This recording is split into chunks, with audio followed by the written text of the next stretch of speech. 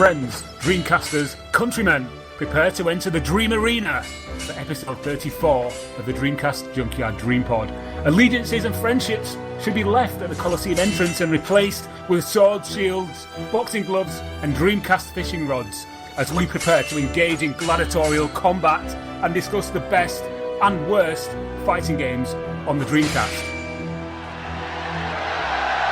This is a Dreamcast disc and is for use only on a Dreamcast unit.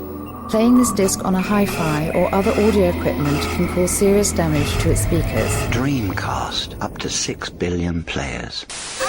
Welcome back to the stage of history. Why don't we play together? Hey, it's time to make some crazy money. Are you ready? Here we go!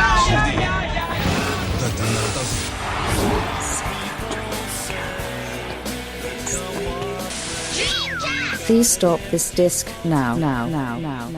My name is Tom, and as ever, I'm joined by an international roster of combatants. All the way from Japan, we have Ross. Hello, Ross. Hello, good morning to you. It's 1 a.m. over here, and I'm a little bit sound sleepy. But... like really full of gusto, so yeah, that's a good start. We've got Aaron the Gaggerman Foster. Hello. We've got Rob. Hello. Hello, Rob. Very clear today. Nice to see you using that microphone I sent you about 6 months ago. Who else have we got? We've got Caleb, all the way from upstate New York. How's it going? Hello, Tom. Hello. We've also... God, it's a full house today. We've got... we also have Mike Phelan. Hello. Hi, Mike. And we also have a special guest, Spencer. He is one of our amazing Patreon contributors. He's also a very learned guy. He writes for Hardcore Gaming 101. Spencer, joining us all the way from Indiana. Hi! Yep, that's me. How the devil are you, okay? Yeah, I'm doing pretty good, Tom. Excellent. It's like I say, it's a pleasure to have yourself and everybody else on the podcast as we talk about fighting games. Before we jump in and speak about what everybody's been playing and what we've been doing, just want to focus on you a little bit, Spence. I'm going to put you on the spotlight and just talk a little bit about what you've done, a little bit about yourself. As I mentioned earlier, you've written quite some amazingly extensive articles for Hardcore Gaming 101. Oh, you. Watch out, everyone. This one's a Sounds charmer. like we should have got you on the Shmup episode. Well, yeah, I thought that, and I was like, dang. Yeah, because your articles, especially the Don Don Pachi one, and Ibarra Pink Sweets, are wow.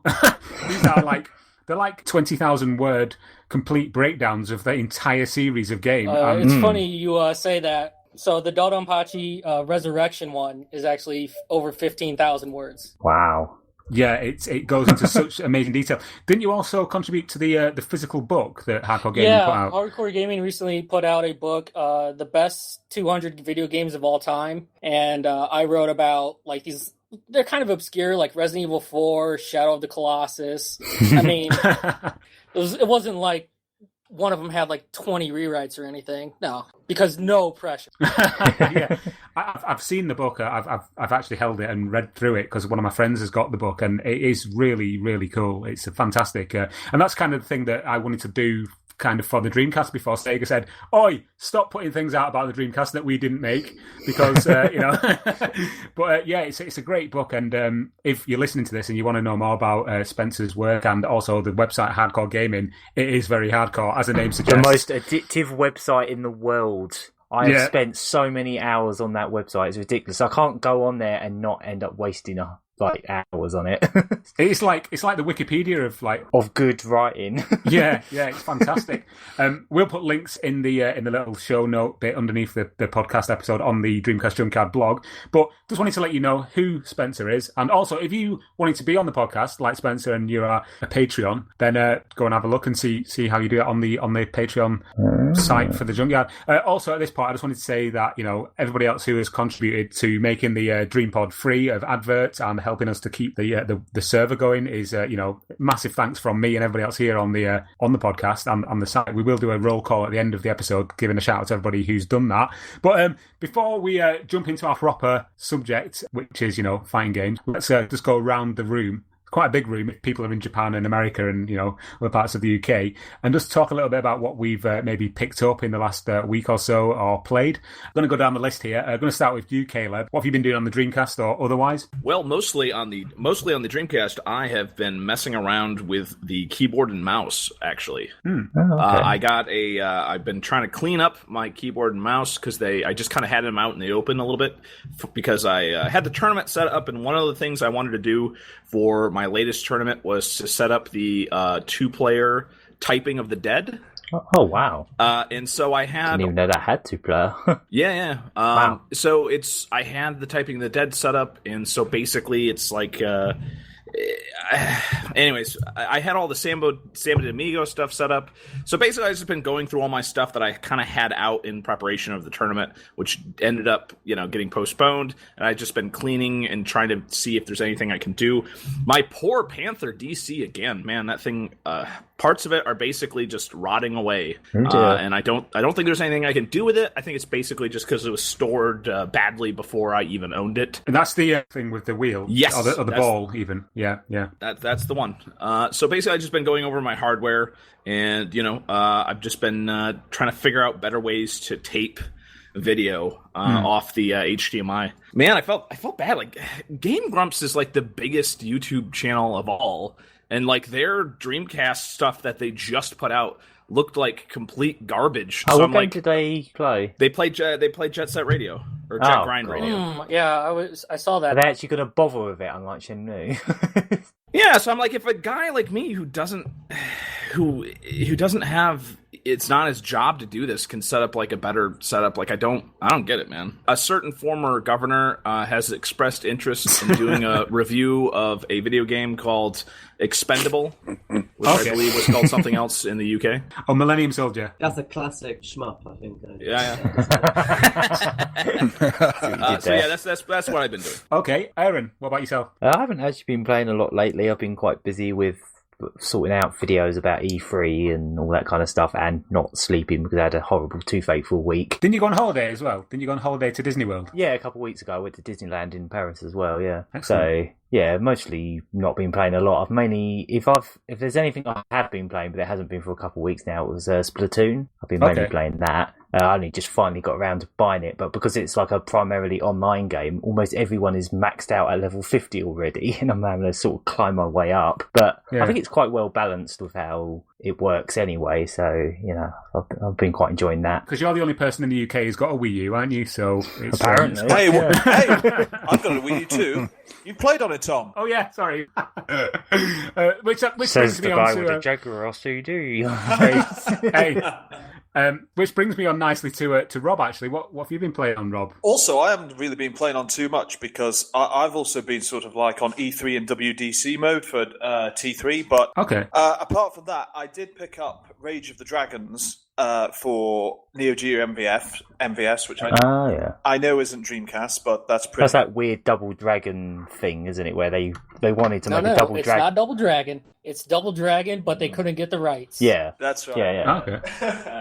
So they just sort of made up fake versions of the characters. That's right, exactly. It's weird and a bit offbeat, and it's the sort of thing that I like to try and pick up. So I managed to pick up one of those in MVS and gave it a custom shot box and everything. So that was nice. Apart from that, I've been playing on various fighters for the Dreamcast, but I won't talk about those right now. But that's getting your research in. I'm afraid that's pretty much it. No problem. What about you, Ross? Actually, I just got back from Osaka. It was a friend's birthday on the weekend. And today I went to a Sega arcade and I was playing Star Wars Battle Pod. Yeah, I've played a bit of that. I'd seen it on in like magazines on YouTube. I'd never seen one in the flesh before, so I saw that. Was it the actual pod machine that you walk inside and you've got the screen all around you, or was it just the single screen? No, I think they've just recently made a regular cabinet as well, like a cheaper alternative one, with just a widescreen. This was the big, a big like pod-like thing. They converted them from. There was a Gundam game that used the same pods. This kind of. I think it's actually the same pods from a Namco game called Max Storm. I think it was called. Maybe that's it. Yeah, the Gundam game was something else. It's a Gundam game anyway. I played it before. Yeah. And they've converted the cabs from that, I'm sure. So look exactly the same. Yeah. They've now got like Star Wars overlays and stuff. Yeah. And It was pretty good. I thought the game. It's a very simple. It's just a on rails shooter. Pretty on rails-ish, isn't it? But it's like good. It's like really good atmosphere. Makes you feel like you're really going into the trenches of the Death Star and stuff. So it's really cool to play. I noticed you put some pictures up on Facebook last week about didn't you have like a games night at your apartment? Yeah. And it was just like in the background you've got all these like candy like cabs and stuff, and it's just like that is just the most amazing apartment of all time, you know. I'm staying over when I go there. Yeah, you're all welcome. Open invitation. Everybody just goes to Ross's in Japan. Yeah. Cool. Anything on the Dreamcast, Ross? No, actually, no, nothing on the Dreamcast, to be honest, in the last... Okay, no worries. No, play my Naomi a lot, but not so much with Dreamcast. Yeah, cool. All right, going to come to you next, Mike. How have you been doing? What have you been playing, buying? Always buying with me. It's never playing. I had a week off, so I decided to get some modern games. So I've got Doom on the go at the current time. The new Doom, which is pretty good. The DLC for Witcher 3 and the DLC for Fallout 4. On Dreamcast, the only game I've been playing is I attempted, stupidly, to do a 24-hour real-time race on Le Mans. Oh, wow. Oh, wow. You do realise you can save and come back to that, you know? No, I know. I tried to, but that's where it went wrong. So it didn't save, which... I'm not happy about, because I did 6 hours. Did you not have enough blocks or something? After 23 hours and then save and then come back. That's nightmarish. There's 6 hours, and I went back to it and it wasn't there. So I decided that was a stupid plan. You also did a really good article on NFL games for the Dreamcast Junkyard, which I thought was really in-depth. I mean, because I don't really know much about American football, but that inspired me to then start playing some other NFL games, which I thought was really cool. I liked it. The art's written for quite a while, so I haven't played them for a while now. But yeah, I always like American football games on consoles. It's always fun to dip into a sport that you're sort of familiar with, but not as in depth. And it's always better than the normal football games on Dreamcast, because they are just terrible. Yeah. Before we move on briefly, one of the things that I noticed certainly about the NFL 2K games was the presentation is phenomenal. You know, the commentary, the introductions, everything about it makes you feel like you're actually watching a real NFL game. We're not getting EA Sports. Well, we can do one better. No, to this day, the final one they made was 2K5 for the Xbox, and to this day, that's still better than the latest Madden, in my opinion. They did make one other All-Star Pro Football, I think it's called, but it didn't have the NFL license. I've not played that one, but this 2K5, I swear, is still far better than current Madden's. The animations, the way like multiple players make tackles and the physics and stuff, the way the blockers decide to pick up men and stuff is still far more realistic than Madden. Yeah, and it's 10 years later, they still haven't matched Interesting. it. I never played it personally, but I've heard nothing but good things, especially when compared to Madden, about all the 2K Sports series and their EA counterparts. Yeah. Which brings us actually on nicely to you, Spencer. What have you been playing? Have you been playing the Dreamcast or anything really, like retro or modern? For the Dreamcast, I was playing a couple of games with a friend, seeing which one actually was my favorite fighting game. So doing research. Hey. And then otherwise, I just got a Kickstarter game called Anima, Gate of Memories. It has some problems, but it's overall enjoyable. So what's that for? Is that PC or? Yeah, PC. I think it's Windows only right now, but you can get it on Steam. So is this one that you backed then? Apparently, a couple years ago. I don't remember that. Just went through a days of kickstarting loads of stuff, and I can't remember what I did. It was back then. When I was like, oh yeah, Kickstarter. Oh yeah, it's a store. I just buy stuff. Yeah. It'll get here. And you just get it. You get it in like 3 years' time, but yeah. It's like, oh, what is this? When we did the Elysian Shadows issue last time with Falco and Patrick, I was looking on Kickstarter just to get some more information, and I didn't realise that I'd backed it like years ago. And it came up, in the side saying, "You have backed this game." I was like, "Did I? I don't remember that."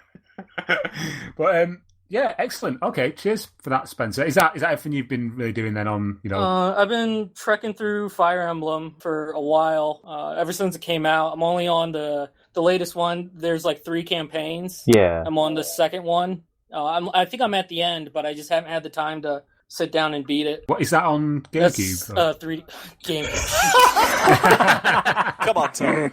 There is a version on GameCube. Yeah, that's Radiant Dawn and Path of Radiance. No, this is for 3DS. Well, excuse my ignorance. I do apologise. I know you're retro, Tom, but come on. Excellent. All right, nice one. I'll just briefly go through what I've been doing. I've been playing like Mike again. We might be like linked. I think we are. Telekinetic link. Yeah, I think we are. I've been playing Doom. It's phenomenal. Wait a minute. Hang on a minute. The last thing I heard from you on Doom was that you thought it was overhyped. Wanted that Twitter attention. Tom, did you rip and tear through the hype? Nice. I played the first kind of 10 minutes of the demo and then carried on and thought, that's really good. And then I went and got the full game, played it, and I was just hooked. I played it for like 2 or 3 hours, like solid. And it's, when you're wrong about something, I'm man enough to admit that I was wrong about Doom. It's actually brilliant. So, yeah, it's great. And on the Dreamcast, I've been playing a game called Looney Tunes Space Race. I did an article about that recently. I think it's a really cool kart race. It looks amazing still. It is great.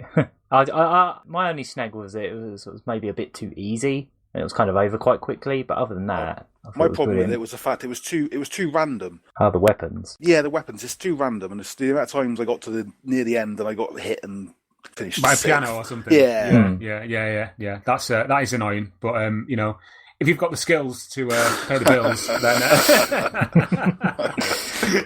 then... Also, one other thing that I've attempted to play but haven't because I'm an idiot and I can't work out how to do it is Echo 2, Sentinels of the Universe, which was released mere days ago at the time of recording by The Hidden Palace. Yeah. And this is obviously the unreleased sequel to Echo the Dolphin.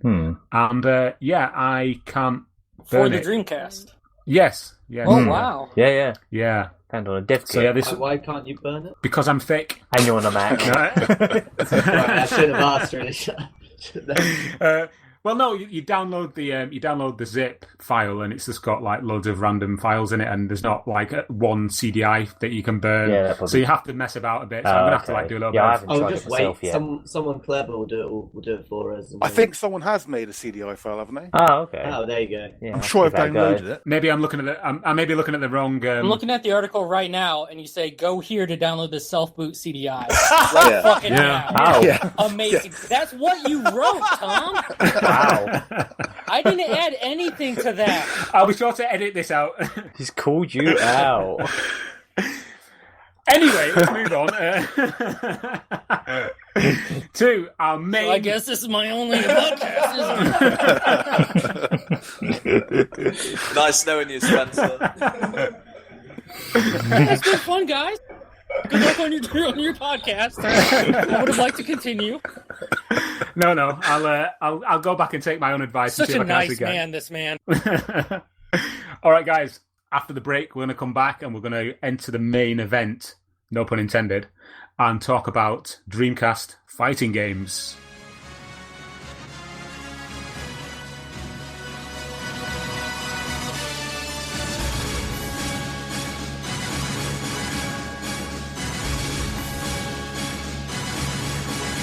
Welcome back to the Dream Pod, episode 34, Fighting Games Special.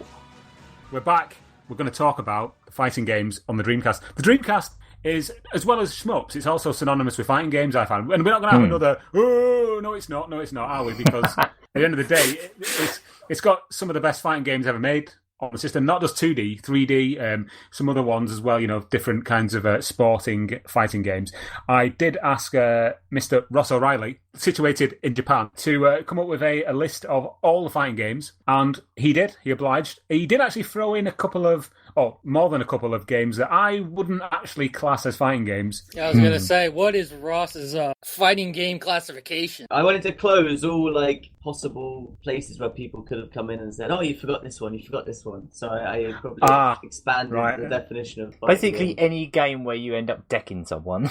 Pretty much, it looks that way. Yeah. Was this kind of like preempting somebody on Reddit saying, "Oh, you forgot that one or this one"? No, this was boredom. Boredom from lack of people doing that. Pure boredom. That's what the entire website is really fueled by, to be honest. Pure and utter boredom. 8 sad men and their boredom. Yeah. Right. Okay. We've got a very comprehensive list. I'm going to go through them all now. They are separated into different categories. So we've got 3D fighters, we've got 2D fighters, we've got wrestling games and other sports, beat 'em ups. For some reason, Who Wants to Be A? And Smash Pack and other indie games are also involved. The way this is going to work as well is that if you listen to the Shmup episode, what we did was we went around the table and we all chose to speak about a game in succession. So we had our our honourable mention games, then we had our least favourite game, and then we had our favourite. So we ended on a high point. And we're going to do the same again here because it kind of worked last time. So hopefully this won't be a complete car crash. So what I'm going to do now is I'm going to reel off all of the fighting or not fighting games, as the case may be, that Ross has provided me with. So without further ado, here we go. Okay, 3D fighting games. We have Soul Calibur, Virtua Fighter 3 TB, Fighting Vipers 2, Power Stone 1 and 2, Dead or Alive 2, Dead or Alive 2 Limited Edition, Star Gladiator / Plasma Sword, Tech Romancer, Heavy Metal Geomatrix, Spawn, Project Justice, Mortal Kombat Gold, Psychic Force 2012, Cyber Troopers Virtual on Oratorio Tangram, Treasure Strike, Balder Force, Ooga Booga, Mobile Suit Gundam, Federation vs. Zion. Then we've got 2D games, which are King of Fighters 99 Dream Match, King of Fighters series from 1998 to 2002, Last Blade, Garou Mark of the Wolves, Street Fighter Alpha 3, Street Fighter Alpha 3 with matching service, Street Fighter 3 Double Impact, Street Fighter 3 Third Strike, Super Street Fighter 2 X, the Grandmaster Challenge for matching service, Capcom vs SNK, Capcom vs SNK Pro. Jesus, Ross. You get to the point in the list yet where you're thinking, what was I thinking? Doing this. Yeah. You're going to be there soon if you're not. Capcom vs SNK 2 Millionaire Fight in 2001, Marvel vs Capcom, Marvel vs Capcom 2, JoJo's Bizarre Adventure, Guilty Gear X, Vampire Chronicles for matching service. Next, we've got wrestling and other sports. Does anyone have any qualms with anything so far? I think maybe, Balder Force shouldn't be. Some of the pronunciations. Yeah, that's always the case with.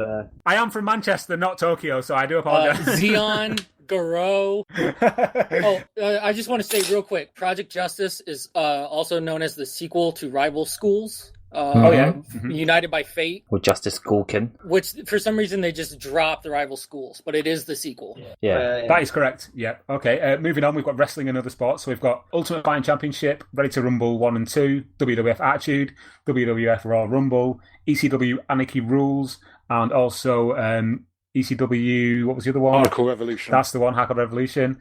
We've got Giant Gram 2, Giant Gram 2000, New Japan Pro Wrestling, Token Retsuden 4, Fire Pro Wrestling D, NHL 2K, NHL 2K2, Ross. Because your players do fight in this. They get into a little fight and you have a little one-on-one fighting match. Okay, beat 'em ups, we've got Fighting Force 2, Soul Fighter, Sword of the Berserk, Dynamite Cop 2, Zombie Revenge, Shenmue and Shenmue 2 for some reason, Dracona's Cult of the Worm, Rent a Hero number 1, Urban Chaos, Spider-Man, Who Wants to Beat Up a Millionaire? Its own category. Yeah, well, where else? Nothing quite like it. We've also got Smash Pack with Altered Beast, Golden Axe, Streets of Rage 2 and Wrestle War, and then we've got the indie games. We've got Bleem for Tekken 3, Beats of Rage, and Dead or Alive 2 Final, which came out last year. Oh. Gentlemen, that's quite a comprehensive list, and I would like to also say that there's a vast majority of those that I wouldn't actually class as fighting games, but they're in there anyway, just for the hell of it. Like half the console's library. Pretty much, yeah. Let's kick things off and let's talk about our second favourite, our honourable mention fighting games. And I'm going to go in the same order as we went last time. Okay. And I'm going to start with you, Caleb. What's your honourable mention? I gotta say that even though, I'm not good at any fighting games except for Soul Calibur, but I gotta say that Marvel vs. Capcom 2. Just because I've had so much fun with it.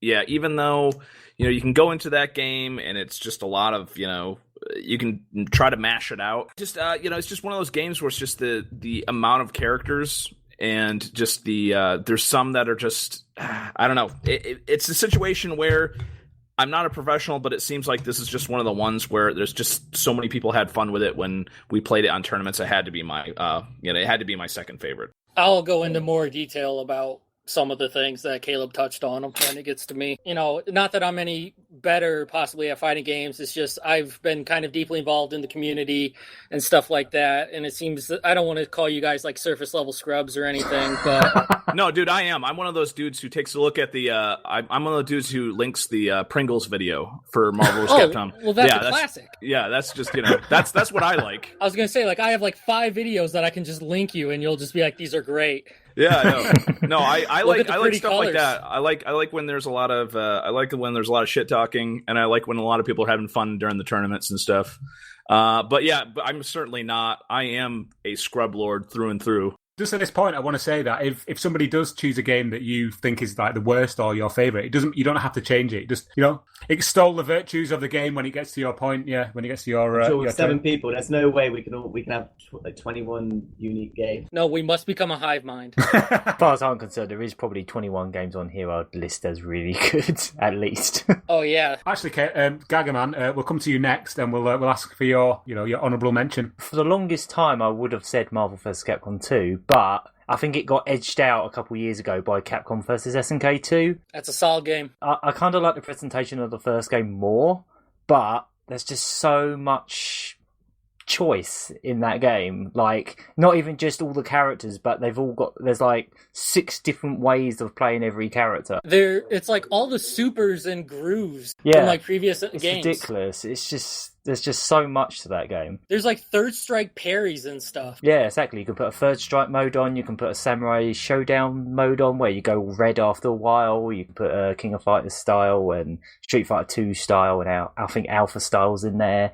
And it's just full of modes. It's got all those different survival modes. It's got the survival all mode and the survival set order mode, and there's just so much to that game. Does the Dreamcast have the character edit mode? Yes, yeah, you can tweak the you can color put schemes colors as well. and all this other stuff. I quite like just making silhouette characters, just making them completely dark. It's quite fun to do. It'd be like Guilty Gear with their black characters. Yeah, so I may as well jump in now and say that was my choice for the second game as well. And you pretty much covered everything there: the isms, the characters, the 3D stages look really cool. There's some nice cameos from other Capcom characters. Great game, yeah. And the Morgan sprite. Oh, that Morgan sprite is ugly. Oh, it's the best thing. It hasn't been redrawn since the first game. Yeah, Morgan. It's like an in-joke at this point. Oh, when she was announced for Marvel 3, we just wanted the sprite. Where's the dog? Who's got the dog? That's me again. Euphanize it. Whoa! Harsh. I think she stopped. Tolerance. I think she stopped. Okay, cool. All right. Cheers for that, Aaron. That was a great choice. Rob, I'm going to come to you next. Yeah, sure. My honourable mention, literally because, 1, I'm a huge boxing fanatic, and 2, it's just so much fun to play, is Ready to Rumble Boxing. Blimey. Quite surprised, actually. I'm thinking of Dreamcast, and people know that I love my fighting games, but there's nothing particularly fancy or arty about this one, or particularly there's no real super depth in terms of its mechanics. But that's its beauty. It's a bit like Marvel versus Capcom in this regard, that you can just pick up and play it, even if you're not into your boxing. That's got the big cartoony art style, cool animation. It's really easy to play, and every time we've run an event with the Junkyard, stick on Ready to Rumble Boxing, and I'm not joking, people just love it. They immediately get it. It's very simple. It's very visceral. Yeah. I think there's a reason it was a big deal when the Dreamcast launched. It was one of the games everyone was talking about, really. Yeah, I can't speak for other territories, but I know that when I see Ready to Rumble Boxing, I immediately think of the Dreamcast. That was almost on every magazine advertisement. Yeah, exactly. That was the big deal, wasn't it? Just to pick up on something that you said there, Rob, it's totally true. Every time we've done an event, certainly at Play Manchester last year, when we put it on the big screen, and this crowd just descended because they were like, "Oh, what's that? It's Ready to Rumble!" Everyone was just like, "Whoa." And then last month at Southampton, we did another event, and again, it's just so easy. People who were not even interested, the parents were coming along and playing the game because they they just thought it looked intriguing, and then 10 minutes later they're still there playing like mums and dads against each other and that kind of thing. Oh, it's definitely got that accessibility. Oh yeah, and also I would just like to say one more thing on this is that it's as Aaron says, or Spencer. I'm sorry, I forget who mentioned it. That they associate it with the Dreamcast. It wasn't a Dreamcast exclusive, but I also kind of picked this here because in my mind, it was a Dreamcast exclusive. Wow, yeah, I didn't know it was available for other consoles. Yeah, I think it was just ported to the other consoles. I think it started as a Dreamcast game. Because when you look at like the PS1 and N64 versions, they look horrendous. You can tell they were just sort of rushed out the door in comparison. Yeah, but anyway, that's my choice. Boris all the way, right? Boris the Bear. The Bear. Afro Thunder. Yeah. Afro Thunder. I'm going to come to you next, Mike. Most honourable mention? So I've had difficulty picking this because I'm not really a fighting game fan. Okay. At all. So I'm just going to put on what looks good. No, Vampire Chronicles. Fair enough. I like Vampire Chronicles. I like Darkstalkers games. Nice. I like the sort of atmosphere and mood of it. And it's a good game. It's good. Bloody good it's a animation. Good compilation, as it were, on the Dreamcast. I had the Saturn versions, or the first one and third one. Is it on Saturn? Didn't I get that off you, Aaron? Yeah, you did. I did, for the Saturn. Yeah. I have all the Japanese versions because the US versions are so expensive for the Saturn. I believe I have the Japanese matching service for the Dreamcast, and then I have all the Japanese versions for the second one and the third one, I think, for the Saturn. Yeah, I like how the Dreamcast one actually mixed everything from every previous version. You could pick like all the different styles of how they tweaked the characters in each installment, and they actually let you mix it all up. It was quite nice. I think it's a really good concept, the entire sort of series. The big sort of horror icons. I don't know how they would go about it, but I'd really like to see them try and do a new one, but I don't know if they'd be able to pull it off in 3D because the animation's just so surreal and there's just so much like clever stuff that you probably still wouldn't be able to do easily in 3D animation. Yeah, possibly, yeah. I think it's that kind of thing where fighters are sort of just one type of, I know Guilty Gear sort of a little bit, but it's like just one whole horror theme. Just to me, it's exactly awesome. Sort of really unique look to it. Yeah, nice, good choice. Good choice. Yeah, very good. Okay, onwards, Spencer. Yeah, enlighten us. Your most honourable mention. Garou, Mark of the Wolves. Ooh, okay, excellent choice. Top choice. All right, excellent. Yeah, I feel that this game does not get the love it deserves. See, I've got the US version, and people tell me that is that the American version is called Fatal Fury, Mark of the Wolves. Yes. I'm told that's not as good as the Japanese version. Is that correct? Yeah, so have I. I'm trying to think. I think I've only ever played the Japanese version. Okay. If it's anything like Last Blade 2, it might have some censorship, but I don't think it has as much. I know that instead of a Cushwood butt, it's like Marco Rodriguez. It's a change for the worse. The original name is the better name.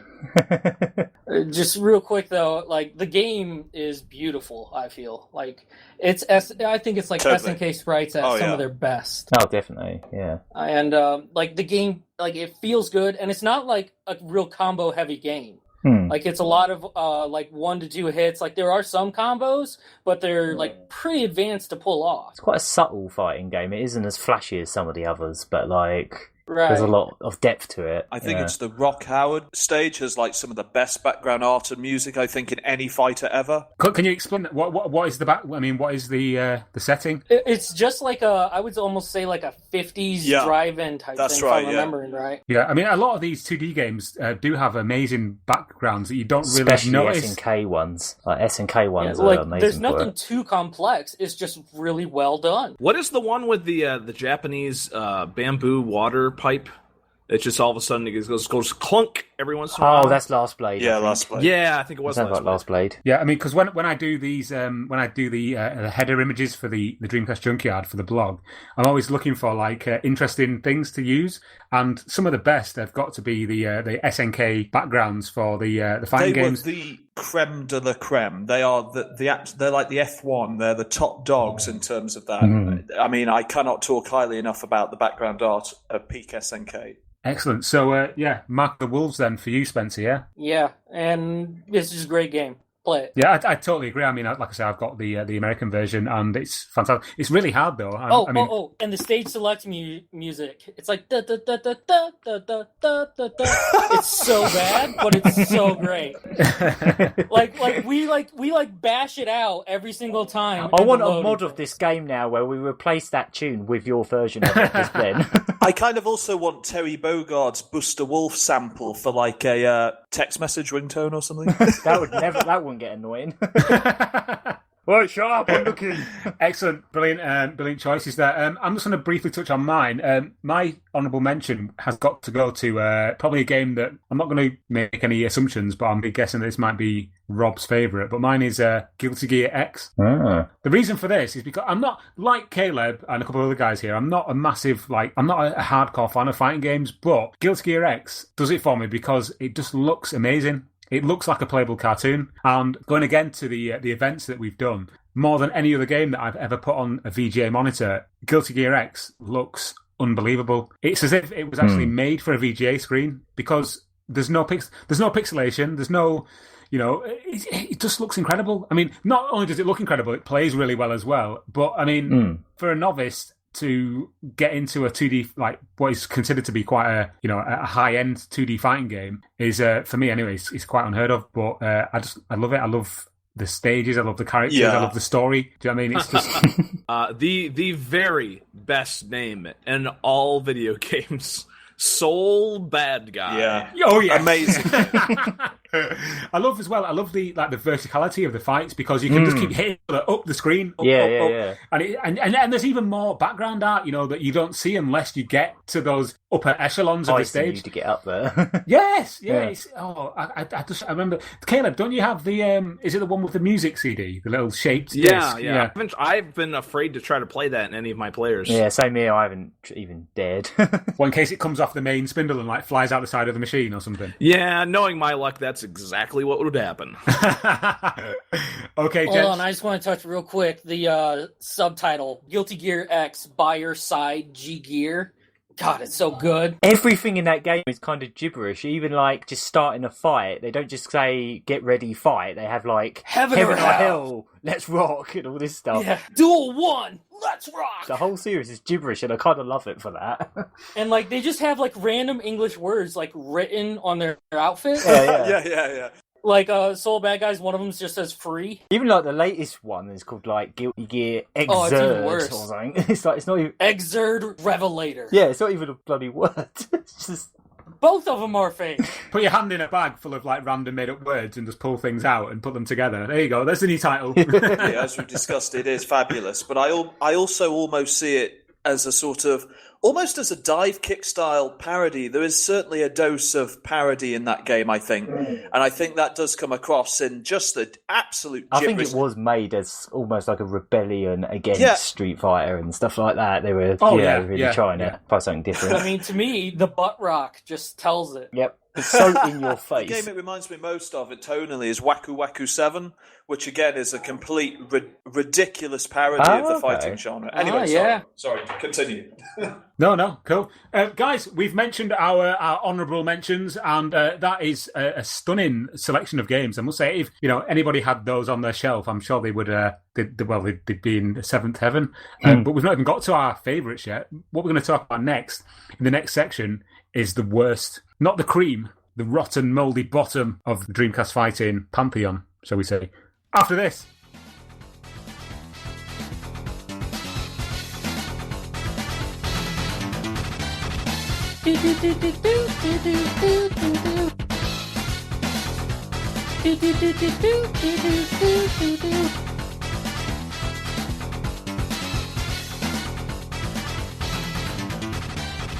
DreamPod, episode 34, fighting game special.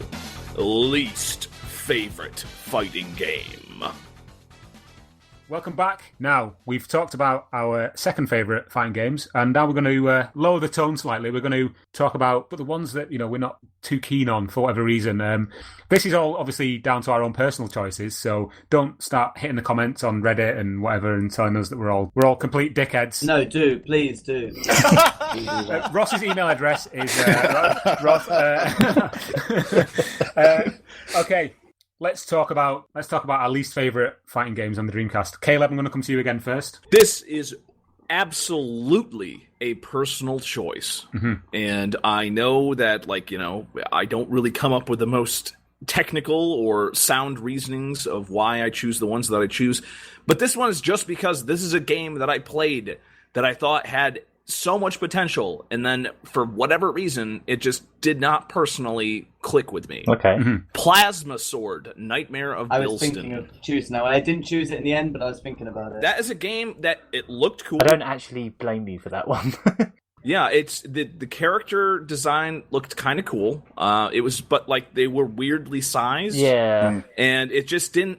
The plasma system of getting up the gauge and trying to get like the big blast, it's just there was a little bit there, but for whatever reason, it just did not click with me. I must admit, for me, I found it a bit disappointing as well. Is this this is the sequel to PlayStation 1 game? That's the sequel to I believe Star Gladiator. Star something? Star Gladiator. Star Gladiator, yeah. Yeah, I know what you mean. It's very basic, I find, certainly in the looks department. And it was a PS1 game in the arcades to start with, and then just sort of upscaled. Yeah. Anybody else got any thoughts on? No, I agree. I was going to choose it myself. Remember, I can't like you hit characters up like super high. Yeah. There's certain things. I thought that was super weird. Yeah. The also there was like this weird like alternate costume thing where it was supposed to be, I don't remember if it was supposed to be just an alternate costume or different.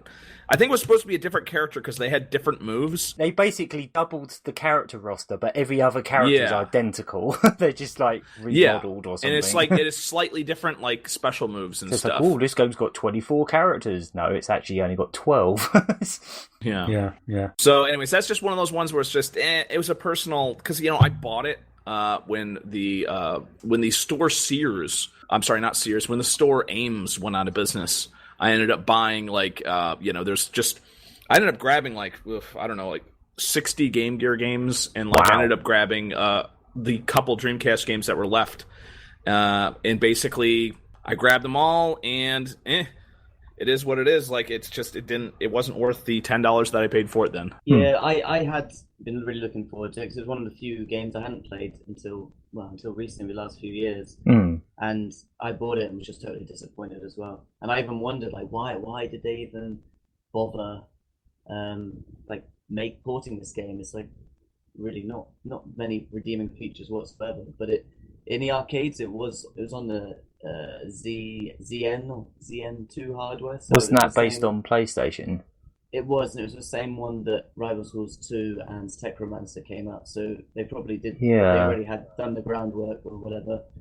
And there weren't many games on the system, so it's because just Techromancer is actually brilliant. I actually really like that game. Yeah, so that's a case of a game that was from like PlayStation style hardware that was actually still really good. But in the case of Plasma Sword, I just don't think there was much depth to it, and it just doesn't really. Yeah, I figure they probably they planned to make the other two, and they were like, okay, we've done all the hard work porting these two games. What else can we bring from there to Dreamcast? Seeing now to do it. So, Plasma Sword, that's the first one on the board. Let's move on. Aaron? I actually had quite a hard time thinking of an absolute worst. I'm just going by the ones I own because I don't own everything on this list. But I guess the one I had to pick, I suppose, was Mortal Kombat Gold. Oh, okay, yeah, because in Mortal Kombat Gold, it's just Mortal Kombat 4, isn't it? But res shot slightly. And one, it's not even as good as the original Mortal Kombats, which were not that brilliant to start with. They were, they were amusing. They were quite fun to mess around in, but they weren't like, it's not something I'd actually try and seriously get good at or anything. It was quite fun, but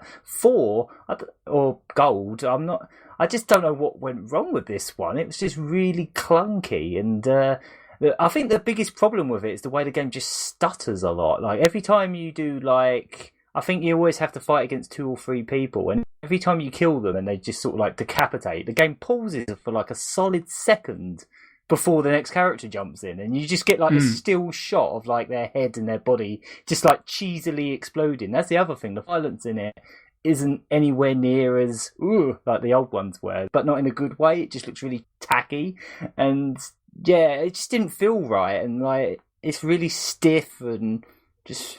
There's some things like you can pick up things off the ground and throw them, or weapons and things, and it just seemed like really forced. Yeah, it was really naff.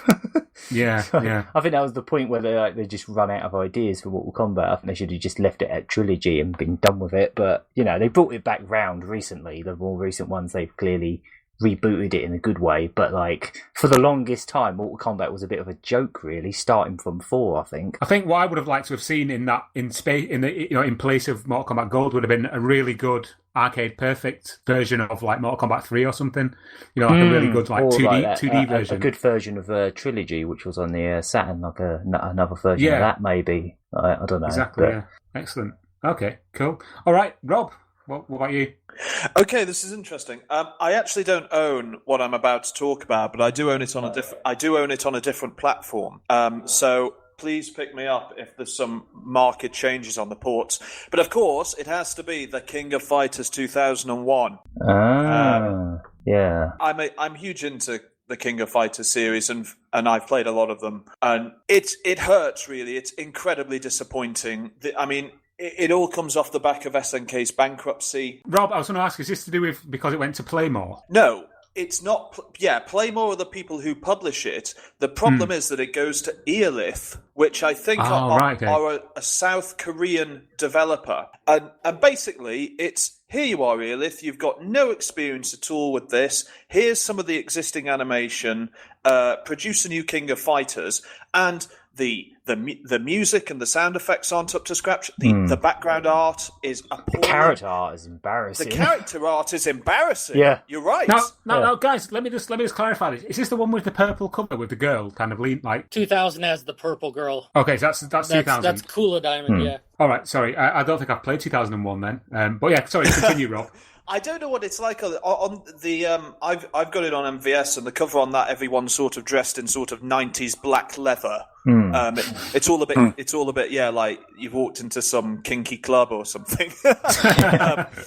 But yeah, like what Aaron says, like the characters move, and just when they're stationary, they're almost like distorted. The mechanics are still there, and at first glance, because they basically ripped all the animations from 2000, it still kind of looks right. But when you play it, like it is a shadow. Definitely feels off. Really off. It's off. Yeah, you're right. It's just off. And I presume that the Dreamcast version plays and looks the same. I'd say out of all the King of Fighters on Dreamcast, it's definitely the one that stands out as a bit, we kind of rushed this and didn't really put much love into it. Yeah, and it hurts because King of Fighters was, specifically then, such a prestigious and well-loved fighting franchise. And to see it brought low in such a way, it really does hurt. So yeah.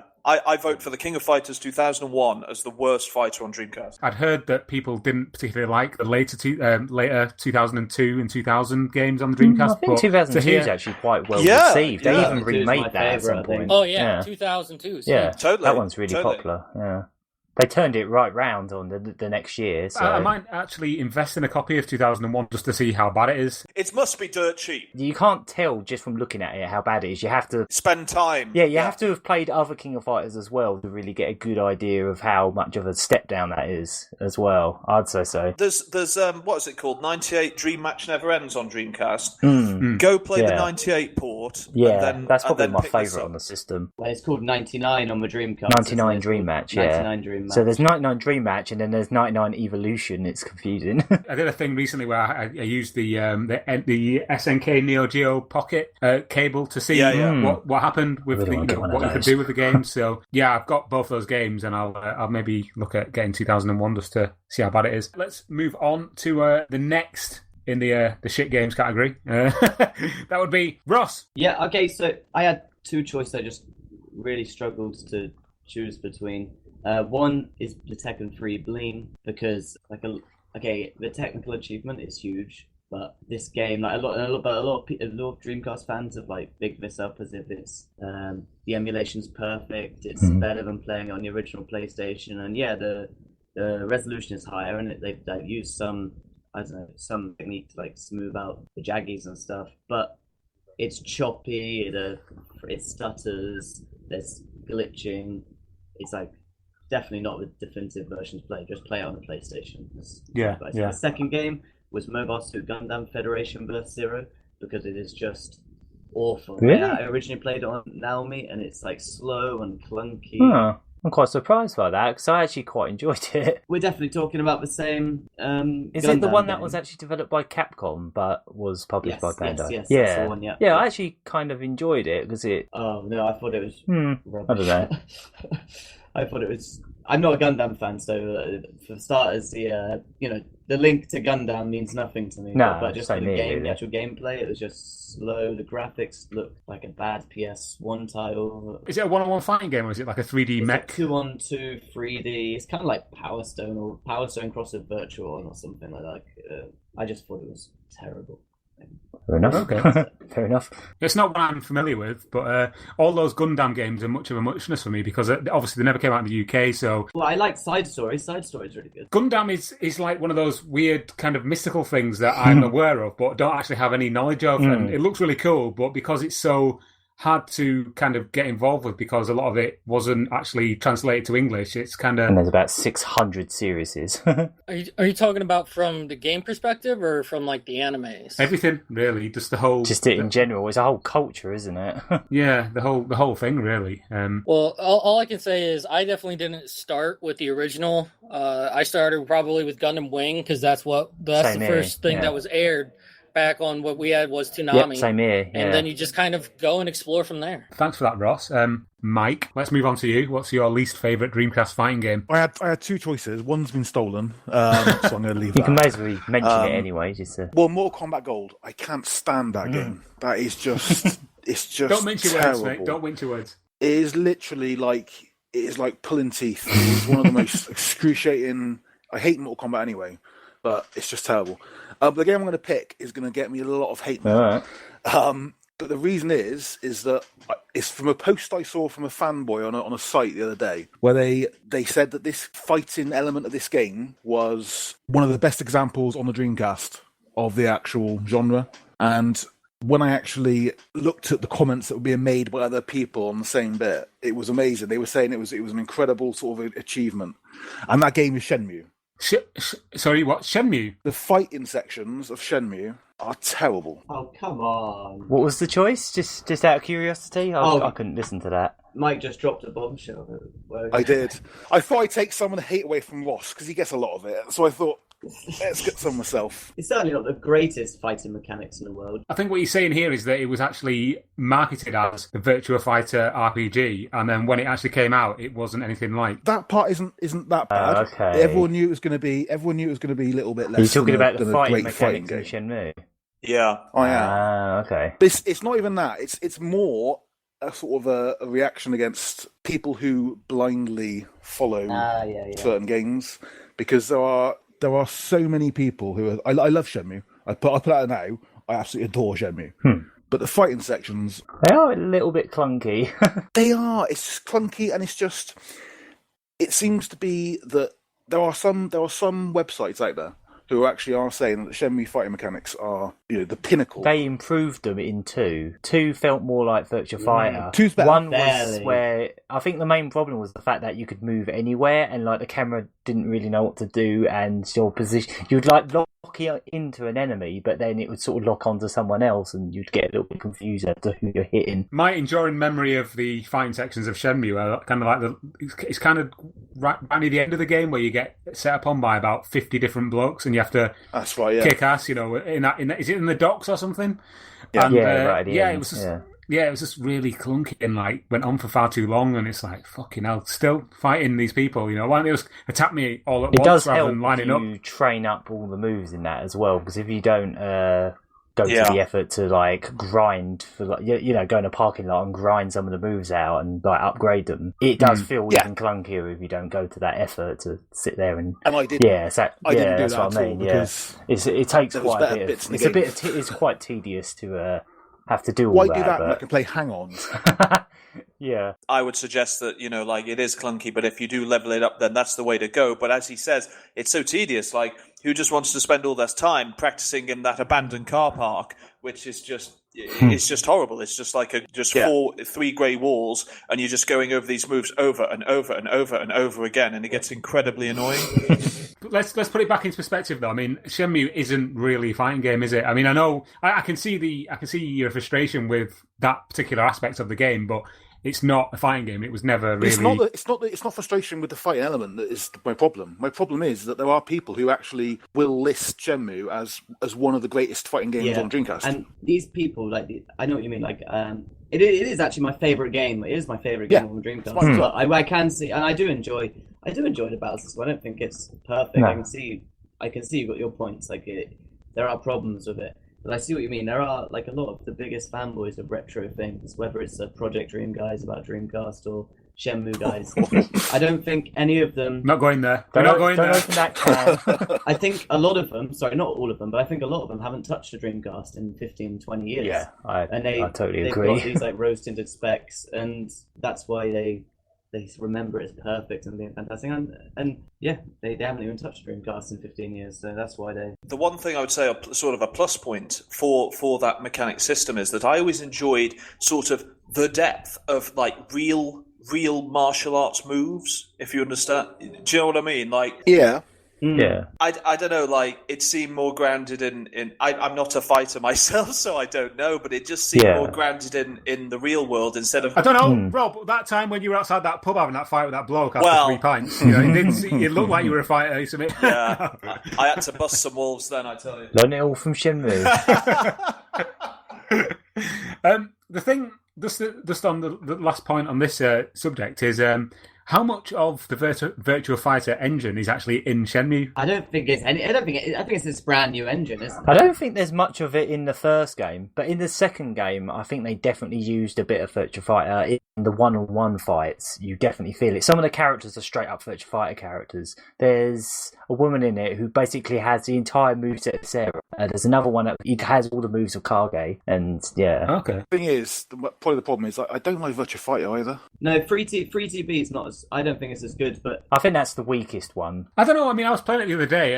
I don't think we've not really spoken about Virtua Fighter at all yet. But I mean, I quite like it. I played it again the other day, and I didn't realise. I kind of forgot or glossed over how technical it actually is with the dodging. Yeah. When you discover that dodge button and you can kind of get out of the way of kicks and punches, it becomes a completely different game. And that's something that I don't think a lot of people realise about how it is technical actually deceptively the game deep. You can just mash buttons in that and probably win, but that's not really because that's the way the game works. But it only takes a couple of hits and a kick to win a round. And if you master the reversals and the dodge mechanic, it becomes a different game. Yeah, it's that's brilliant. kind of how it's meant to be played, I'd say. Yeah. Yeah, but if I got told off last time for mentioning a Dreamcast family game. If we're allowed to mention Dreamcast family games, and no, Ross, you're not. No, stop now.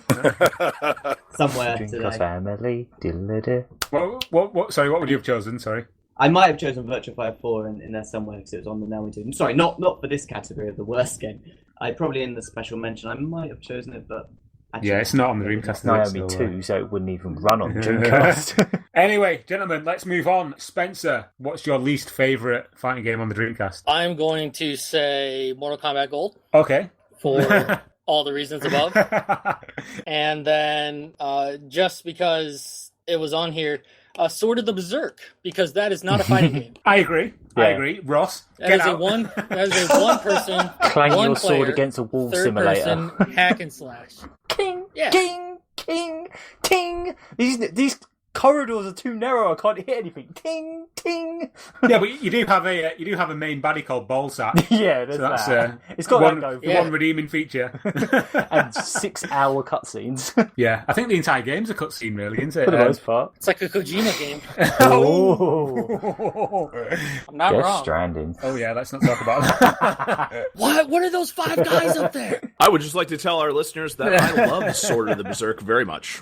Oh, I do too. It's not a fighting game. I don't think it's a bad game. It's not that was the subsection I chose as beat 'em ups. Like belt scrollers there was also kind of Soul thing. Fighter in there, and Dynamite Cop and Zombie and stuff like that. So and Spider-Man. You could have also put Soul Reaver in there. I was trying to. Once again, I'd like to say that anybody listening to this who has any issues with the selection can also, find Ross on the Facebook group and badger him. Come and have a go if you think you're hard enough. Okay, I'm going to briefly talk about my least favourite, and that is it's a game called Psychic Force 2012. Yeah. Hate that game. This game is an absolute dog's dinner. It's definitely another case like Plasma Sword where the concept's good, but it just doesn't. There's just not enough there.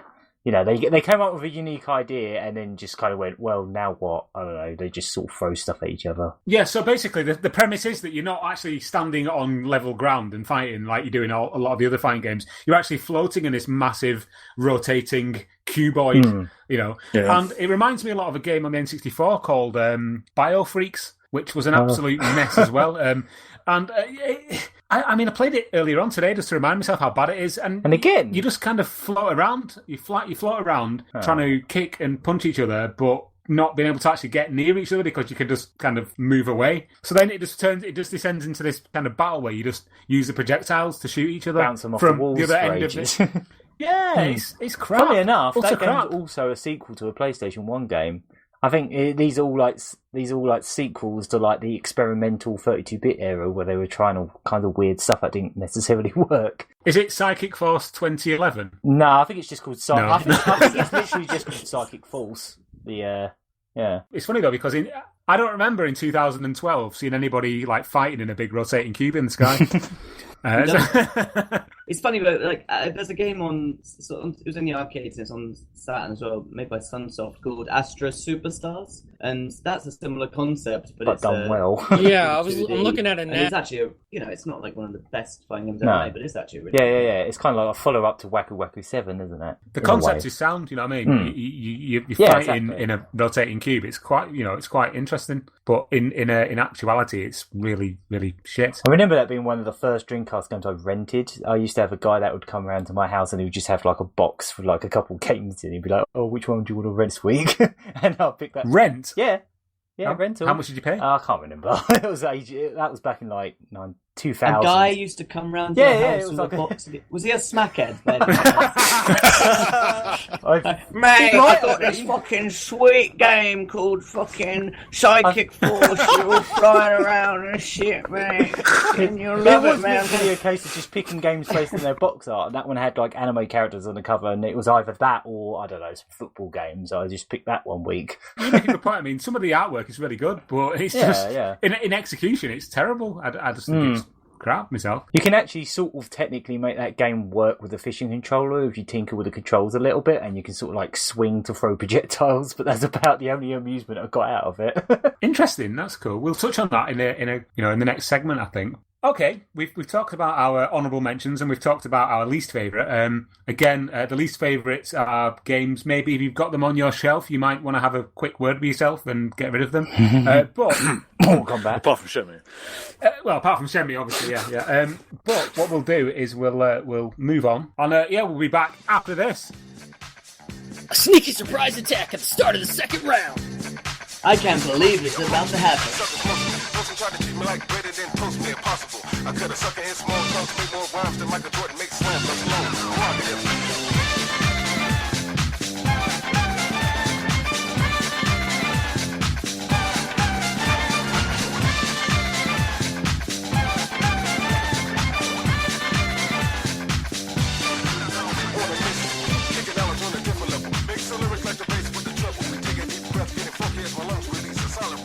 DreamPod, episode 34, Heaven or Hell, make your choice. Favorite fighting game on the Sega Dreamcast. Okay, we're back, and we're now going to talk about our favourite fighting games. We've talked about the shit, and we've talked about the honourable mentions, but now we're talking about the real deal, cream of the crop stuff. Hopefully, we're not all going to talk about the same game. I've got a feeling we are. Okay, let's crack on. Caleb, enlighten us and the universe, who are also listening, about your favourite Dreamcast fighting game. There can only be one. Soul Calibur. Can you explain why this is your favorite game? The soul still burns. It's just one of those ones that I picked up in college. It was the first kind of game where there was actually we got really competitive about it. And it's one of those ones that's it's easy to pick up, but then you can learn how to do more and more stuff as you go around. It's just the direct head-on-head, competition type thing, and it was pretty much the only game that I actually was except for Action Half-Life on the PC. It's basically the only game that I actually was involved with competitively that I was very, very good at. Yeah, it's one of those games you can just kind of pick up and play, and you can be instantly good at it. But you can also put in loads of time and become even better by learning about the soul charge and that kind of thing. So who's that? Who does everybody mean? Because I'm since I am at heart a scrub lord, Mitsurugi for me. Me too. Mitsurugi. No, it's Killick. Killick. No. Killick is too scrub lordy even for a scrub lord. If somebody picked Killick, F that guy. He is king of the scrubs. From my experience, and I am not pro at all with this game, but if you want to actually try and play it and get the mechanics under your belt, you want to choose someone like Maki or Maki's confusing. Maxi, sorry, and the woman as well with the two Taki or Taki. Taki. One that screams like a banshee every time she does anything. I feel a lot better when I win with those sort of characters than if I just pick Killick or Mitsurugi. Or about Astaroth. He's a beast. Yeah, he is fine. Cool. All right, let's move on. I've got a feeling that we might hear this name several times in this round. So, Aaron, favourite fighting game? Yep, Soul Calibur. Shall we just go through shall us go down the list and ask what everyone's favourite game was? At this point, it's just going to become what's our opinion on this game? But, basically, I just think this is, alongside Shenmue, I think it's one of the most important games on the Dreamcast. I think, and I'm just really, my only thing I hate about it is the fact it's the only substantial game Namco did for the Dreamcast. Because can you just think if Namco actually stuck around for the Dreamcast and made more games for it? That one game, I mean, obviously they did a couple other games. They did Mr. Driller, they did Miss Pac-Man, Maze Madness and stuff like that, but they were just sort of chucked on. But Soul Calibur, it was the most, I don't know, it's hard to describe, but it just felt like they'd been unshackled by PlayStation and was right, let's just make the biggest impression ever. Yeah. With the best port we've ever done. In fact, it's miles better than the arcade game.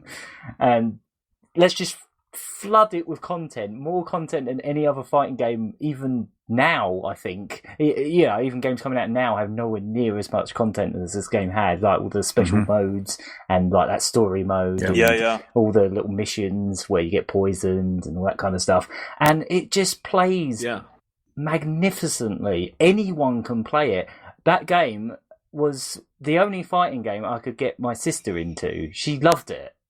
Any other fighting game, you'd be I don't get it. But this one, we would just play it for hours and hours and bring people round, and then they'll start playing it for hours and hours, and it just grabs everyone. Even we were saying earlier about how Ready to Rumble just draws anyone in. I think this game does it as well. It was another game from the American launch that was just this is the future of gaming. It just felt like anyone could play it, and there was just no limits to the fun you could have with it.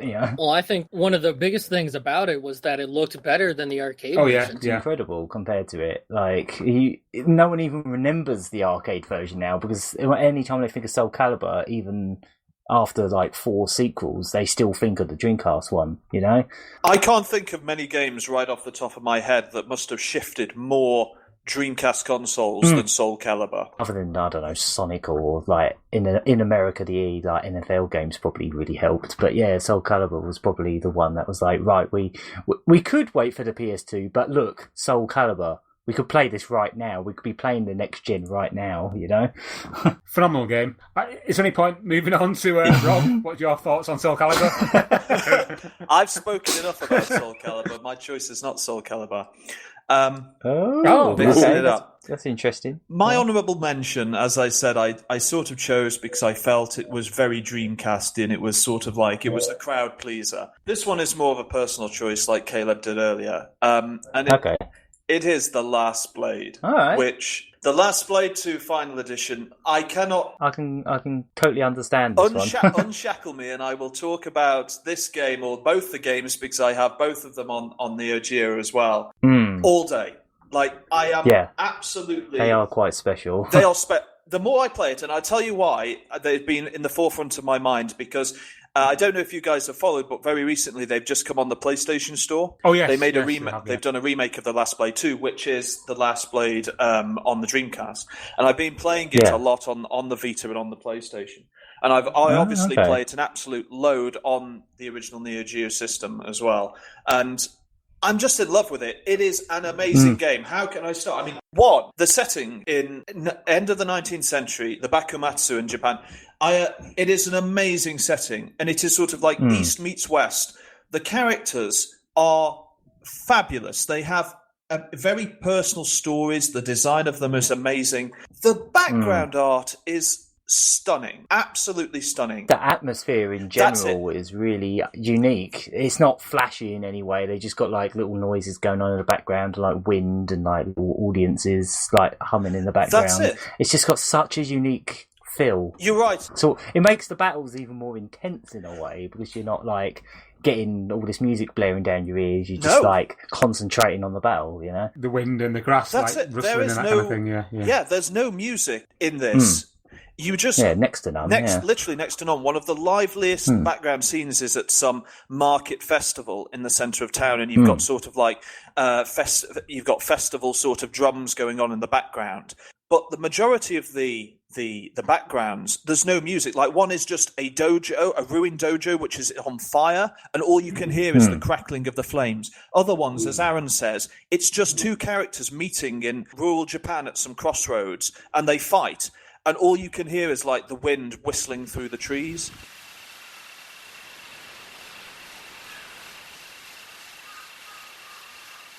Going back to what you were saying about the characters as well, there's one character in particular who I think is just kind of amazing because there's nothing like it in fighting games. Hikari, I think her name is. Do you mean Hibiki? Hibiki, that's it, sorry, yeah. The fact that she breaks down and cries every time she kills someone. Yeah. I can't think of any other fighting game that does that well. Like Dead or Alive 2 has that stupid thing where you fight her sister and she goes, "Oh, why did I kill my sister?" Yeah. And it's really cheesy and badly done. But in that, you actually feel for her in a way. It's like, why am I doing this? But that's the point. This is why this game stands out for me. Her motivations are perfect. She does break down and cry whenever she kills somebody in the game because she's a 14-year-old girl who's been sent out. Like, she's just had to do what she has to do. She's got her father is I think her father's like a swordsmith.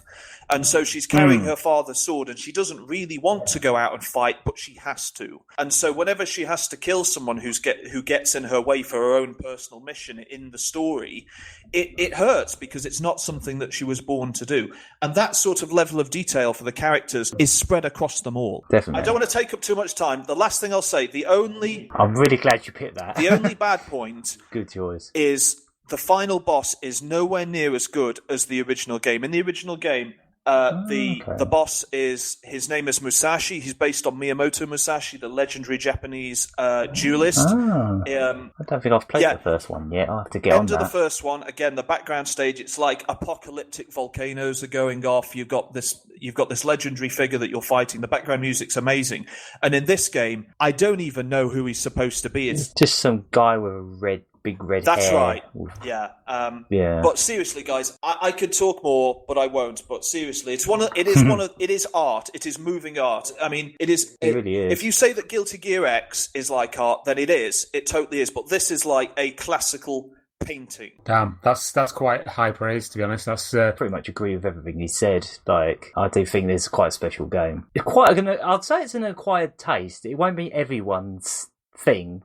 But, like, for people that appreciate it, they'll really appreciate it. Yeah, I mean, I first played the game at your house, Rob, on the Neo Geo. And then I went and got the Dreamcast version on the back of that. So, yeah, I completely see where you're coming from. And I totally agree with everything you've said, because that particular stage in the dojo, which is on fire, was like it's beautiful. This is incredible. It is stunning. It is absolutely stunning, and I cannot recommend it high enough. That game came out around the same time as Mark of the Wolves as well, so just before SNK went out of business, they sort of like hit their peak. You're right, yeah. I'll just say one more thing on my way out, not about the game, but I was going to say it was a toss-up between Mark of the Wolves and this for me, and in the end, this came out on top. But I would also like to echo everything that has been said before, specifically by Spencer, that Mark of the Wolves is also amazing.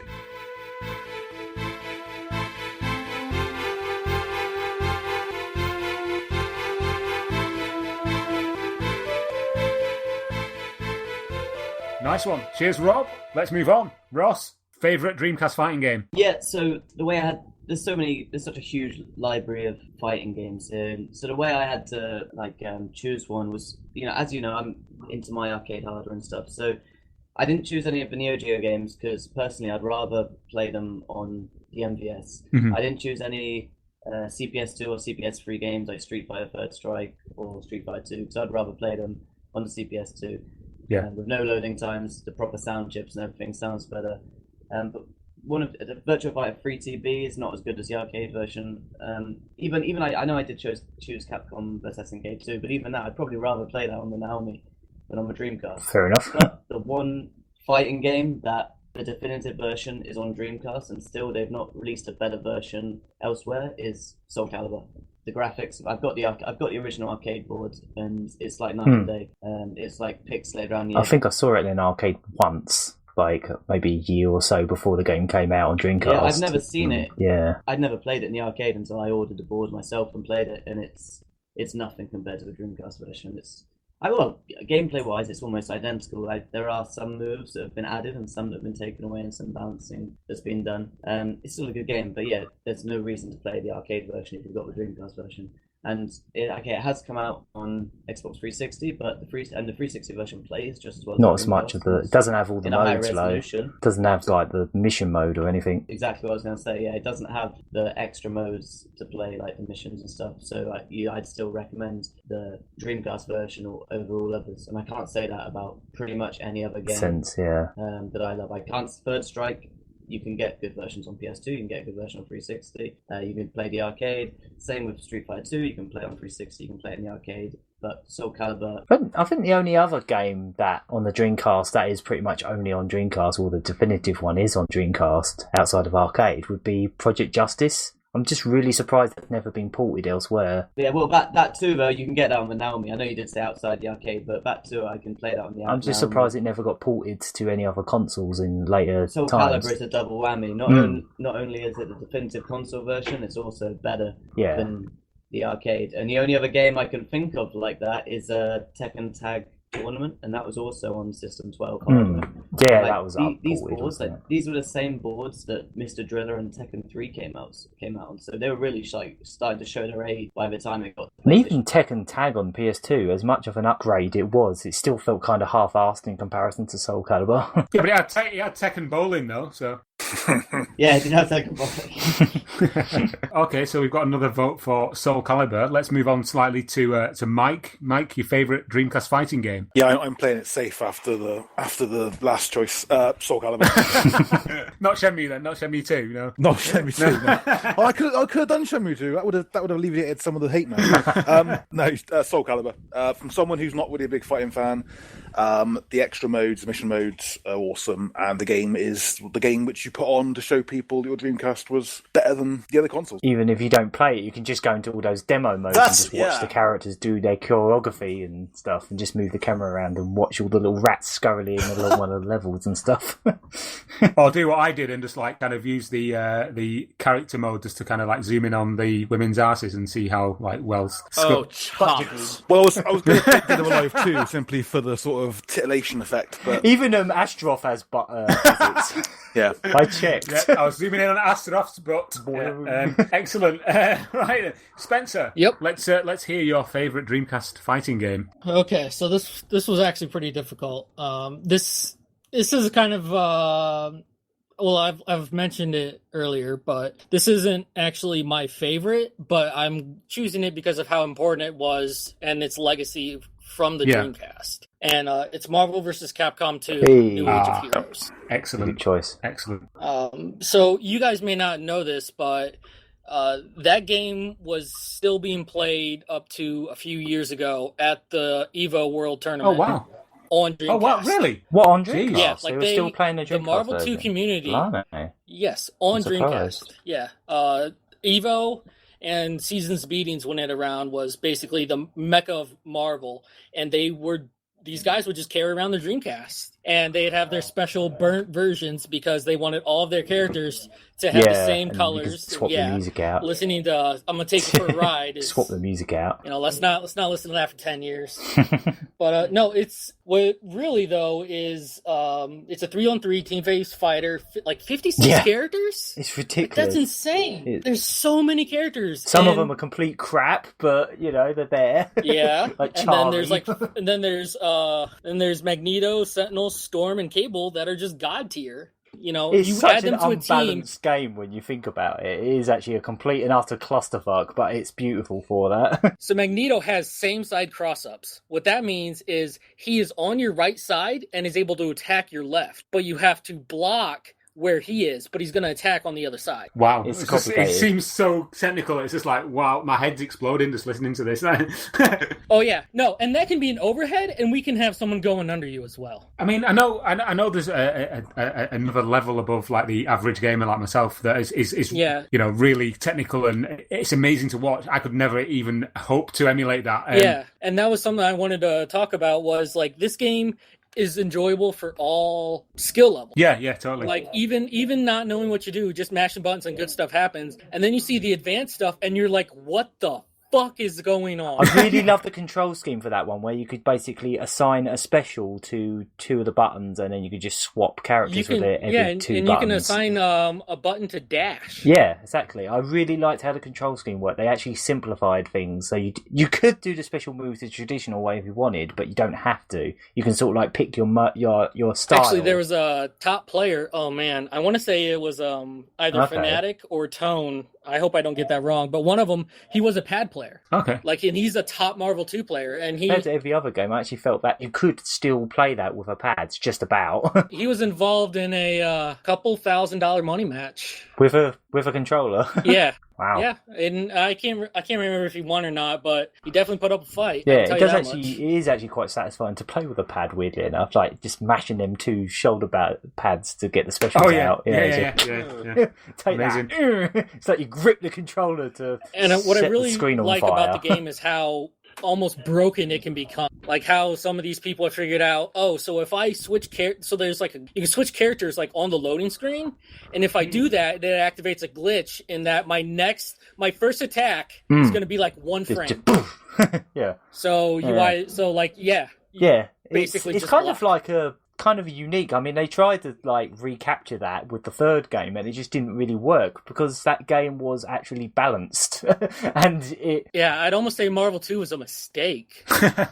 You could tell they rushed it, and you can tell they just chucked everything at it and went, "Oh well, just we haven't got this license for long. Quick, just chuck out a bunch of random stuff." And then players went, "Oh wow, there's some really broken stuff," and then they went, "There's a lot of broken stuff. In fact, there's so much. It's balanced." It's kind of like Smash Brothers Melee in the same way that's become the favorite of that series. In one of the videos, the Justin Wong Never Give Up, it's have your whole team lose it in a second. Yeah. Like you can you mess up 3 times, you're done. No, it's an interesting world to look into as an outsider, just the hardcore world of 2D fighters. I mean, obviously you're saying that this was still being used at EVO up until a couple of years ago. That's insane, Wow. Yeah, so much so that Japanese has fighting games pretty much on lock, but Marvel was America's game. Totally. Like we have what's known as the 3 Marvel gods, and if you can defeat any of them in a tournament, now you're a big star. Top dog. Wow. And I can't say the same for there are good top players in many other games, but nothing considered gods. What an accolade to be given. Wow. Yeah. No, that's a really. It's a good game. Yeah. I must admit that game actually totally got me in. I think that was the game that got me into Capcom fighting games in the first place.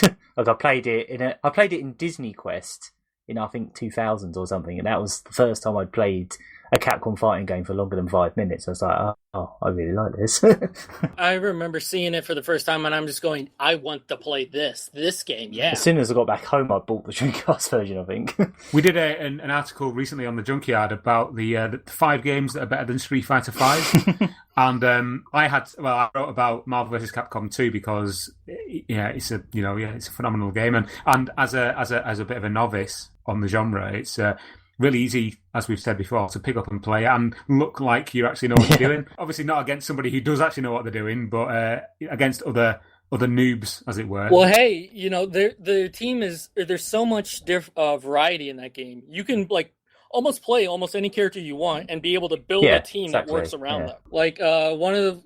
There's a strange team that has Tron Bond. I love playing this Tron Bond. Normally it's why would I play Tron Bond? But one of her assists is just incredible damage. Yeah, Tron Bond's really fun to play as. And then there's goofy stuff like Iceman only takes chip damage from other elements. And Silver Samurai has a super that does more damage on chip than it does on block than it does if it actually hits. That's almost I didn't even realize that's RPG levels of. Yeah, and then certain supers you can mash Is that to do even more damage. Like laser gun thing and that, or Yeah, Hyper Viper Beam. And then that one, if you do it in the air, there's no recovery.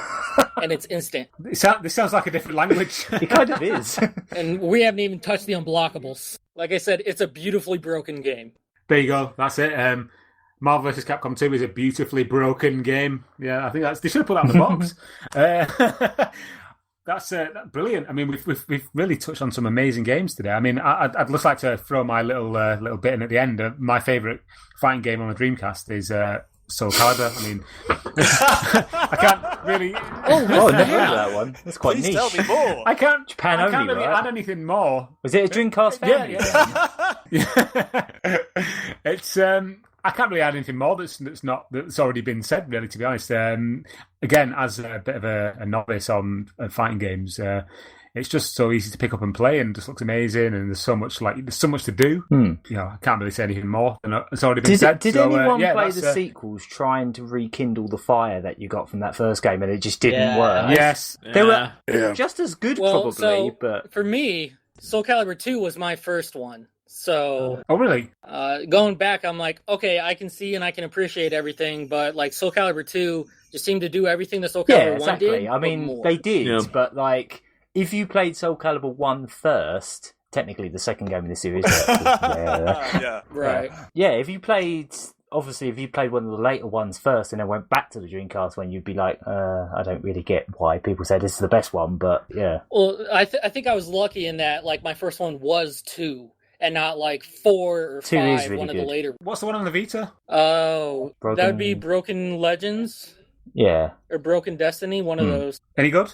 It's alright. Yeah, it's like Soul Calibur 4, but portable. 3, 3, isn't it? It's got the creative character. No, it's more like 4. Oh, okay. Yeah, it's definitely more like 4, yeah. Creative character was in 4 as well. 4's the one with Darth Vader and stuff, isn't it? Yeah, but the creative character mode in Soul Calibur, or 3, is so good. The jump shark, yeah. Yeah, I felt Soul Calibur 2 and all the Soul Caliburs after that, they weren't as fluid, and a lot of the combos felt more like I don't know. Yeah, I don't know what it was about. And set places, ones. one move going. Yeah, I don't know. And the music wasn't as good. I don't think it was as intense. The music in the first game is just ridiculously intense. Just bashes you over the skull with it. How and you had epic the guard impact and guard parry that both worked well. I gotta say, I did enjoy the gimmick of having different characters on different consoles. Yeah. The Link was in the for Soul Calibur 2 and everything. Yeah. Xbox got the short end of the stick because I don't know, what does Xbox have? I had, for some reason, I chose Heihachi over Link, so I just hear all this greatness about Link, while I was just tackling people off edges with Heihachi. That's great. That sounds. That was all I needed from that game. I just run to him and then I just tackle, and I either win or lose. Guys, we've covered some absolutely phenomenal games in this we in barely this scratched episode. the surface as far as I I know, the fighting stuff on the Dreamcast is ridiculous. We haven't even talked about Street Fighter 2 yet. Or Street Fighter 3 or anything like that. However, I think who wants to be up a millionaire? No, Rose, no. Oh, no. That's my... Who wants to eat 1,000,000 pears? I tell you what, we should totally do like an armchair round table follow-up to this, which is a bit more informal, where we can continue to talk. Just go for an extra 5 hours. Yeah, I'm really. So, nobody talked about Power Stone very much. Incredible. And that's a real shame. Oh no! Powerful. That's another game that up there with Soul Calibur and Marvel 2 is just like really, anyone can play. But it is. We could literally sit here and talk about this for a week. Yeah. However, the one thing that we've all kind of agreed on is that the Dreamcast has a phenomenal library of fighting games, and I'm struggling to think of another console that actually covers so many different types of fighting game. 3D, 2D, all arcade perfect ports almost, or better. Yeah, the vast majority. Yeah, a good chunk of them. Marvel 2 is on Dreamcast is the definitive edition for all intents and purposes. Yeah. However, we need to end because we've got other things to do. So what we'll do now is we've talked about the shit, the good, and the amazing. Because let's be honest, other than the ones we've kind of touched on that are not so good, they're still pretty decent at the end of the day. Except Mortal Kombat. Except Mortal Kombat, yeah. And Shenmue. Don't hit me. Hey, Mike. But yeah, we're going to have to bring it to a close because we've been talking for nearly 2 hours now. Well, I really just want to say thank you to Spencer really for joining us and for backing us on Patreon and just coming on and being really. Oh no, the thank is all on my side. Thank you for having me on. It's been a pleasure. Before we kind of go, we just want to do a couple of bit of housekeeping. If you want to see Spencer's amazing articles, all you need to do is go on to hardcoregaming101.net and just type Don Don Patchy. If it's the first time you've been on that website, try to book a week off work first. Yeah. No, that used to be my go-to game when I was at work and like the boss or whatever wasn't around. I just hardcore game 101, but then randomly one day it was like blocked. Oh, that's horrible. It was like one of the few video game sites that wasn't blocked, and then one day it was blocked, and that was obviously a sad day for all concerned. It's hardcore, obviously it's porn. Yeah, check out Spencer's work on Hardcore Gaming 101. Also, you can. Are you on like Twitter and Facebook, Spencer? Yeah, my Facebook's the personal one, and I really just use Twitter, and everything just goes to there. So, what's your handle on Twitter? It's a weeaboo one, so don't laugh, everyone. It's Masamune_shadow. So that's MASAMUNE_ and then shadow. So go and follow Spencer. You can find the rest of us on Twitter. We'll go around the table. Caleb, you don't do Twitter, but you do YouTube. You're on YouTube at Blandco. That's Bland.co Blandco. I'm going to be doing my podcast, Not My Generation, where it's a random topic podcast about current topics, and I'll also be doing some stuff about miniatures, and hopefully some more. The former governor will be coming back to do some videos about Dreamcast games. Excellent, Aaron. You're on both YouTube and Twitter. My personal Twitter is the Gaggerman. And I'm also on a gaming channel called Lucky Hit Series, which can be found on Twitter and YouTube and all over the place. So Lucky Hit Series, if you look for that, you'll find me somewhere. Excellent. Rob, you can be found on not only t3.com, but also on Twitter. Where can you be found on Twitter? At rnicholasj. That's at rnicholasj, all one word. Excellent. And this is sounding like a proper lengthy Twitter roll call. We've got Ross, you're not on Twitter, are you? Just kind of like lurking around the Facebook page? Facebook. Just feel free to message me on Facebook. Unless you're part of Project Dream, then don't worry. Don't call me. Don't call me. I'll call you. Okay. Okay. Moving on. Mark, you're on Twitter at. All hate mail can be directed towards at space_turnip. And you can also find me at Tom Lee C, or you can find us as a collective on Twitter at the DC Junkyard, or on Facebook. It's facebook.com/the Dreamcast Junkyard, also at www.thedreamcastjunkyard.co.uk. One last thing, I just want to give a massive shout out and thanks to all the people who back us on Patreon, including Spencer. I'm going to give just a rundown of the names here because I see it's the right thing to do. So we've got Dave Baldwin, Matthew Smith, Tristan Brown, James Steele, Sean NZ17 Robinson, Dan Patton, DCGX, Spencer Johnson.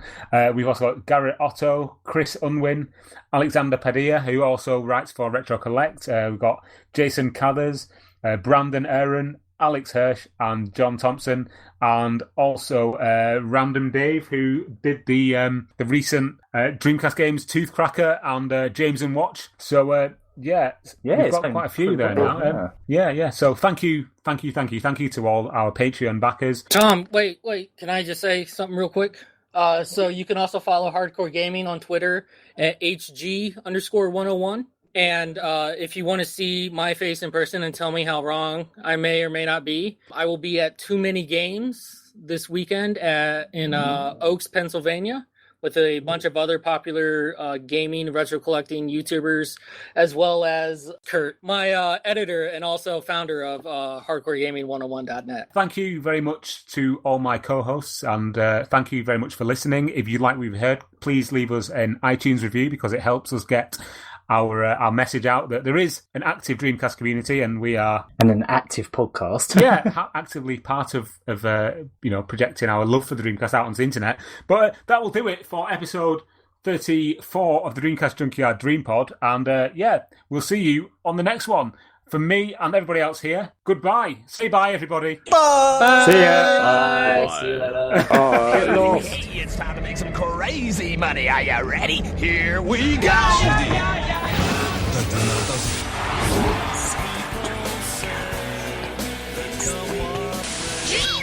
Please stop this disc now.